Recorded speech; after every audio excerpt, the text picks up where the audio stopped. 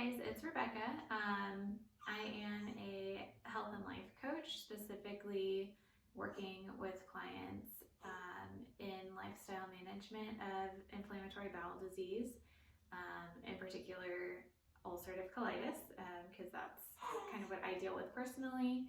But I also work with people with Crohn's as well as IBS and other digestive issues. So one of the biggest things that I get asked from clients, friends, family is what I typically eat for my ulcerative colitis management. So today I'm going to talk about first what I eat when I'm having a flare, because I do have to be a little bit more careful about the types of things I'm eating, as well as what I typically try to eat in general, regardless of how I'm feeling. So I'll just say there's tons of different diets out there, and I truly think that different diets work differently for different people. So I don't think that there is a one size fits all necessarily, particularly in dealing with ulcerative colitis. But I'm going to go through what I typically eat, and then I'll just say that kind of what I found with the different types of diets. Some of them conflict on, whether to eat meat or animal products in general, or whether soy is okay, whether oats are okay. I personally have a milder form of UC, so if I'm not having a flare, I can get away with eating oats and meat and things like that. But do what works for you. I definitely recommend talking with a registered dietitian, hopefully one that specializes in GI disorders if possible, if you have questions. But I'm just going to go through what I typically eat in a day. I do try to limit dairy products, processed foods, and refined sugars and grains. However, I do eat oats if I'm feeling okay. Occasionally I'll eat like sourdough bread or something like that as well. But starting out, if I am having a flare, I have to be a lot more careful about how much fiber I'm eating. So like raw fruits and veggies, peels and skins, and even like whole grain, anything is pretty hard on my digestive system if I'm already having a lot of inflammation. So those are things that, like, if I want an applesauce is going to be a little bit better for me, or at least peeling my apple, peeling potatoes. I typically don't eat a lot of potatoes, but if I do, definitely no peel if I'm having a flare-up. And any vegetables that I have to be either pureed really well or cooked really, really well. So I do try to eat like a lot of soups and just really soft cooked veggies. Bananas are awesome. I eat them a ton in general, and in particular if I'm having a flare-up, I put them in smoothies. I use them to sweeten like oatmeal in the morning, or I put them in a lot of baked goods as well. So when I'm using them to sweeten things, I like them definitely more ripe. Also for baked goods, more ripe is better. I just have a really hard time keeping enough around to get very ripe because we go through them so fast at my house. Everybody in my family likes to eat bananas, so and especially once they're more ripe, my husband likes to eat them as well, so they go pretty fast. But in the morning, typically whether I'm having a flare or not, I like to have a smoothie. So I like to put a banana in there just because it makes it a lot creamier. Avocados are also great.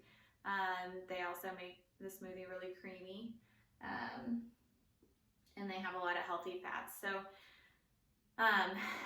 when I'm in a flare and I'm more restrictive on what I'm eating, sometimes it can be hard to get enough calories.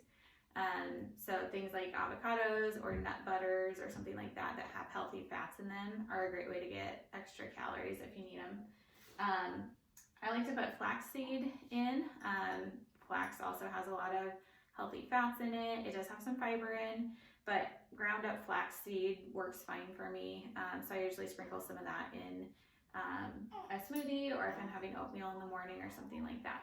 And then I also, if I'm having a flare, like squash, pumpkin, zucchini, that type of thing can be really good to throw into smoothies. Otherwise, yeah, I'll just stop there with when I'm having a flare. Those are things I like to add in, so I get some veggies as well.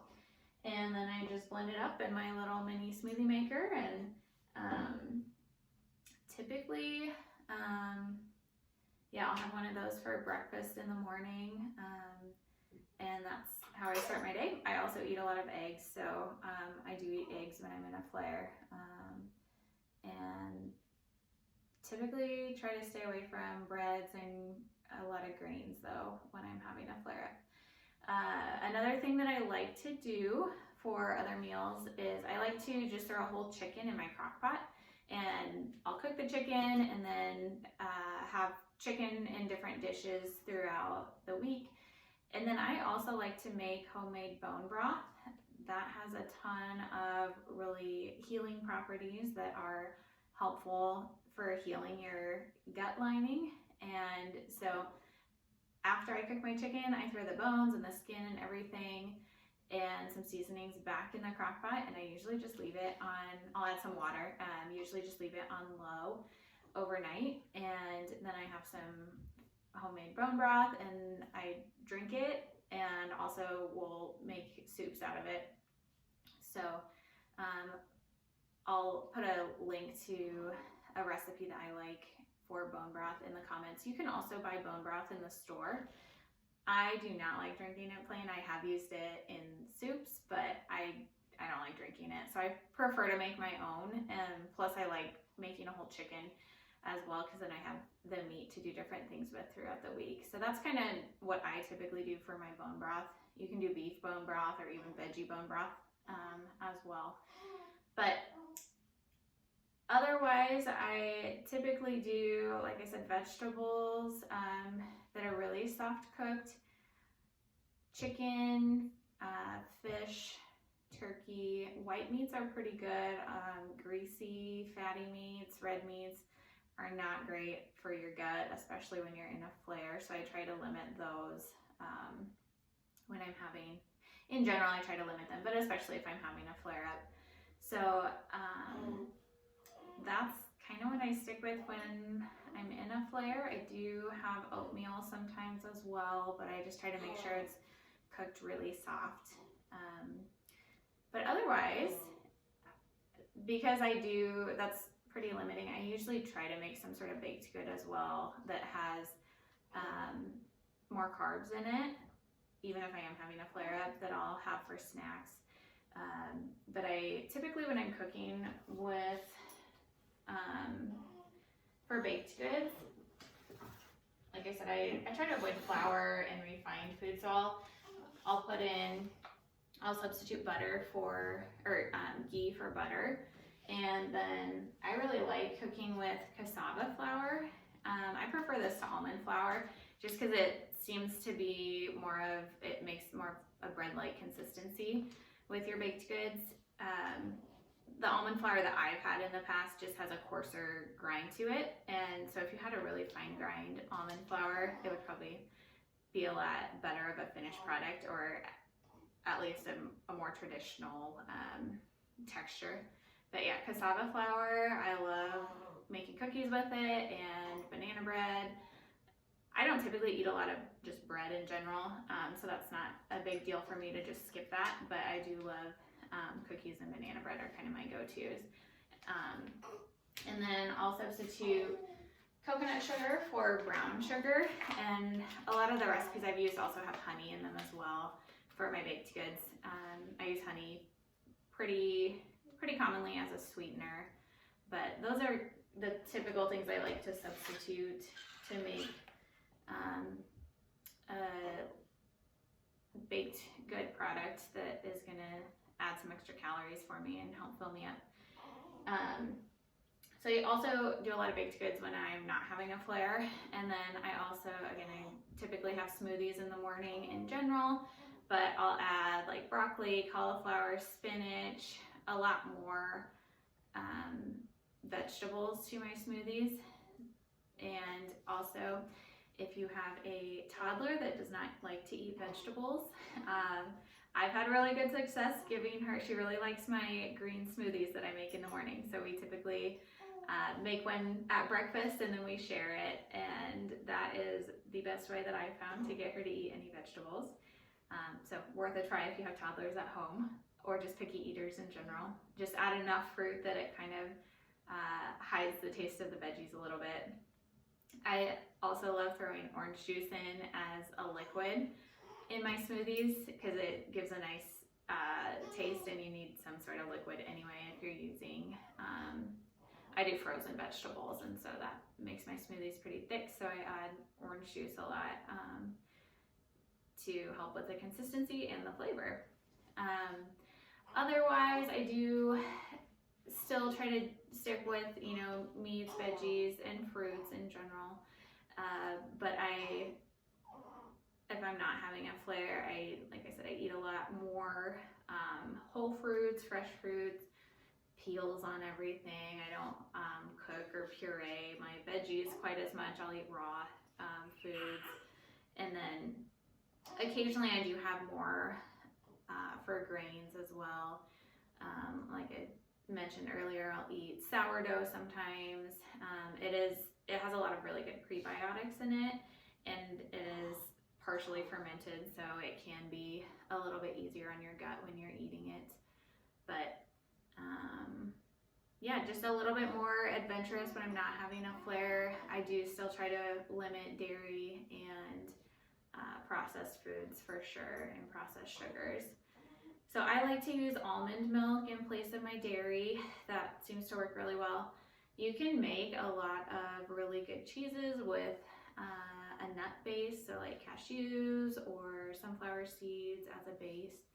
I don't typically do those too often just because it takes time, but there's tons of great recipes on Pinterest and different websites that you can find for cheese substitutes if you are going dairy-free. And you can get dairy-free yogurts. Fermented foods are supposed to be really good for your gut. I don't personally eat them a ton, but they are a great option as well. So those are kind of the basics of how I typically eat in a day. If you have any questions or are kind of wanting to get started with changing your nutritional habits and